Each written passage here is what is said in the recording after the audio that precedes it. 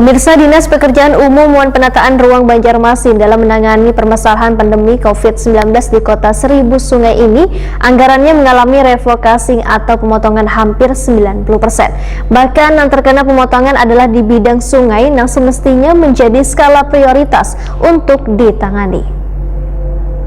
Besar bagi kita. Saya kira itu, Pak. Dinas Pekerjaan Umum dan Penataan Ruang Banjarmasin dalam menangani permasalahan pandemi COVID-19 di Kota Seribu Sungai ini, anggarannya mengalami refocusing atau pemotongan hampir 90%. Bahkan yang terkena pemotongan adalah di bidang sungai yang semestinya menjadi skala prioritas untuk ditangani. PLT Kepala Dinas PUPR Banjarmasin Doyo Pujadi takuni Prima TV usai rapat pembahasan laporan keterangan pertanggungjawaban Wali Kota tahun 2020 di Komisi 3 DPD Banjarmasin jelang tengah hari Rabu 14 April 2021 mengakui bila adanya pemotongan anggaran tersebut. Menurut Doyo Pujadi, normalisasi sungai bisa berjalan bila didukung program anggaran yang jelas. Apalagi normalisasi sungai, wayah ini berbeda dengan wayah kondisi tanggap darurat ketika musibah banjir yang terjadi awal tahun ini. Normalisasi sungai pun akan kelihatan hasilnya pada Desember 2021 nanti. Doyo Pujadi berharap musibah banjir di Banjarmasin ini kada terulang lagi bila pun terjadi dampaknya sudah kada terlalu besar karena banyu mengalir ke sungai.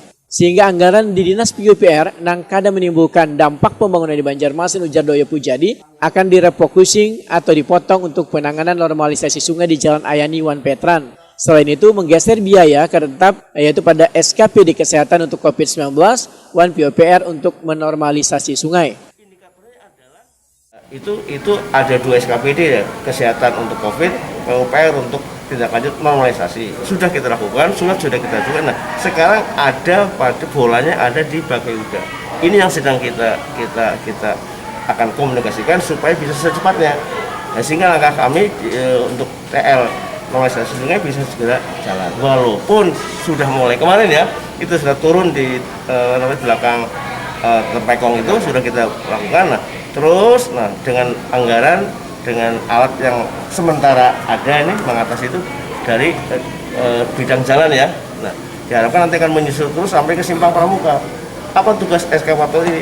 Adalah masih pendalaman, pelebaran sekaligus dengan pemberesan usaha-usaha kegiatan yang masih di atas sungai, di atas jembatan sepanjang itu masih banyak. Sudah kita lakukan sosialisasi dengan Satpol PP, dengan kepolisian kemarin. Oke.